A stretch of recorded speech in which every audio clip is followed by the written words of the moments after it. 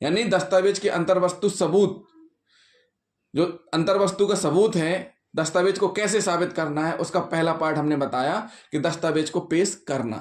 अब साथियों हम आपको बताएंगे दस्तावेज को साबित करने का पार्ट 2, दस्तावेज को साबित करना। तो दस्तावेज को साबित करने के लिए 3 बातों को साबित करना जरूरी है। कौन कौन सी सबसे महत्वपूर्ण बातें हैं? दस्तावेजों को साबित करने के लिए क्या जरूरी है? दस्तावेजों को साबित करने के लिए 3 बातें जरूरी है।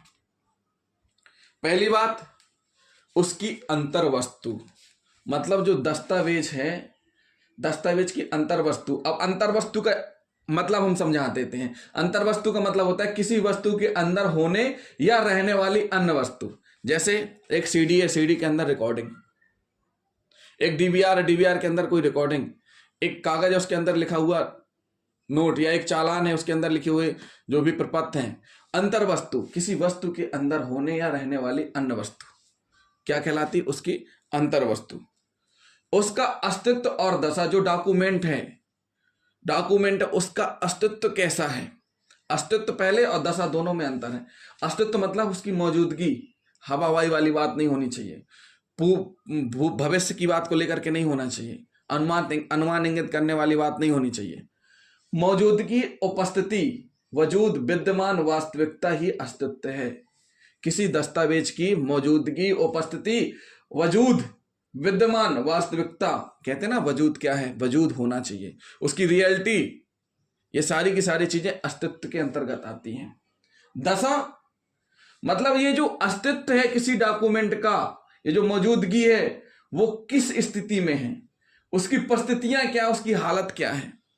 जो ये डॉक्यूमेंट है, जो ओरिजिनलिटी है, जो विद्यमान है, उनकी स्थिति कैसी है? सील बंद है कि सील बंद नहीं है, सर्टिफाइड है कि सर्टिफाइड नहीं है, कटी पिटी है, टूटी है, अस्पष्ट है, स्पष्ट है, उनकी स्थिति क्या है, परिस्थिति क्या है, हालत क्या है। तो सीधी सी बात है, अब आपको समझ में आ गया होगा उसका अस्तित्व और दशा, मतलब उसका जो दस्तावेज है उसका अस्तित्व है कि नहीं है, और उसकी किस स्थिति, परिस्थिति या किस हालत में है। तीसरी कंडीशन, उसका निष्पादन या दस्तावेज की यथार्थता। यथार्थता का मतलब होता है असली होना, यथार्थता का मतलब होता है असली होना। उसका निष्पादन कैसा है, असली है कि नहीं है। तो सीधी सी बात है, जो सबसे मेन बात है हम आपको बता रहे हैं कि मूल दस्तावेजों को न्यायालय के समक्ष पेश करके मतलब साबित किया जा सकता है। और मूल दस्तावेज क्या कहलाते हैं? प्राथमिक साक्ष्य। दस्तावेज की एक प्रतिलिपि न्यायालय के समक्ष पेश करके द्वितीय साक्ष्य, लेकिन कब, किन कंडीशनों में पेश होगी वो हम आपको बता चुके हैं। किन कंडीशनों में? जब नष्ट हो गई हो, खो गई हो, क्या हो गई हो? जब नष्ट हो गई हो, खो गई हो या उपलब्ध नहीं हो, उस स्थिति में क्या होगा? प्रतिलिपि न्यायालय के समक्ष पेश की जाएगी, यानी द्वितीय साक्ष्य।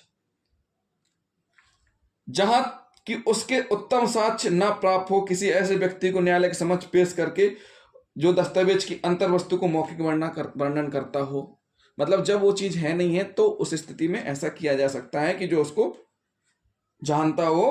कभी कभी क्या होता है कि अधिकारियों का ट्रांसफर हो जाता है जिनके द्वारा जानकारी दी होती है, जैसे बायोडाटा संबंधी, तो उनकी जगह पर दूसरा आदमी बयान के लिए जाता है उसी पद पर।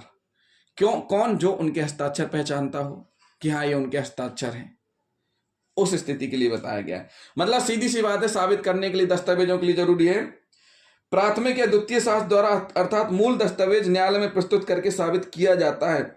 दस्तावेज की अंतर्वस्तु साबित करने का ढंग बताया गया है इन सारी चीजों में।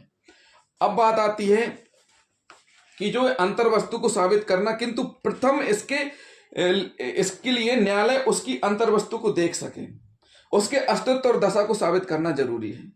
दस्तावेज स्वतः अपने अंतर्वस्तु को साबित करता है। जो दस्तावेज है, दस्तावेज स्वतः अपने अंतर्वस्तु को साबित करता है, किंतु प्रथम इसके लिए न्यायालय उसकी अंतर्वस्तु को देख सके, उसके अस्तित्व और दशा को साबित करना जरूरी है। जो हमने आपको बताया है, अंतर्वस्तु की अस्तित्व और दशा को साबित करना बहुत जरूरी है। यदि वह दस्तावेज न्यायालय में पेश किया जाता है तो उसका अस्तित्व, दशा, अंतर्वस्तु साबित हो जाती है। तब केवल उसके उपयुक्त निष्पादन का मौखिक साक्ष्य द्वारा साबित करना ही जरूरी होता है। क्या करना होता है, ये जो चीजें दस्तावेज हैं, दस्तावेज अंतर्वस्तु अस्तित्व दशा, तो इसको बनाया गया होगा यानी निष्पादित किया गया होगा। अगर ये चीज पेश कर दी जाती है, न्यायालय स्वीकार कर लेता है, मान लेता है, उस स्थिति में मौखिक साक्ष्य द्वारा साबित करना ही जरूरी होता है। मतलब जो बनाता है उसके कथन से ही उस चीज को फिर साबित माना जा कर दिया जाएगा। जब तक इससे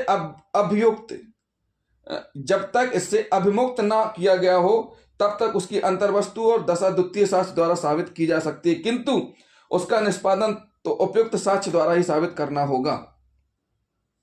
क्या होगा? उपयुक्त साक्ष्य द्वारा साबित करना होगा। साबित करने की विधि के बारे में हम आपको अगले वीडियो में बताएंगे कि किस प्रकार साबित करना है, क्या करना है, किस प्रकार साबित करना है। लेकिन हमने आपको जो सबसे महत्वपूर्ण बात बता दी कि दस्तावेज स्वतः अपने अंतर्वस्तु को साबित करता है, किंतु प्रथम इसके लिए न्यायालय उसकी अंतर्वस्तु को देख सके, उसके अस्तित्व और दशा को साबित करना जरूरी है।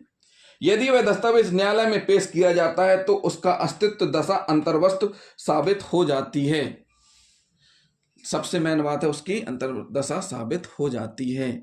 लेकिन अगर किसी प्रकार का प्रश्न चिन्ह या किसी प्रकार का संदेह उत्पन्न होता है उन दस्तावेजों के आधार पर जो दस्तावेज पेश किए गए हैं, जैसे इलेक्ट्रॉनिक साक्ष्य, तो उस स्थिति में पी गोपाल कृष्णन का मामला जो सुप्रीम कोर्ट का है वो यहाँ पर लागू हो जाएगा।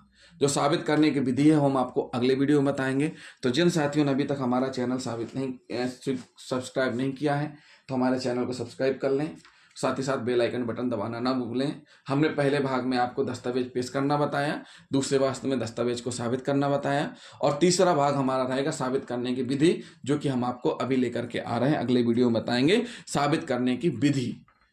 तो साथियों, हमारे चैनल को सब्सक्राइब करना ना भूलें। थैंक यू दोस्तों।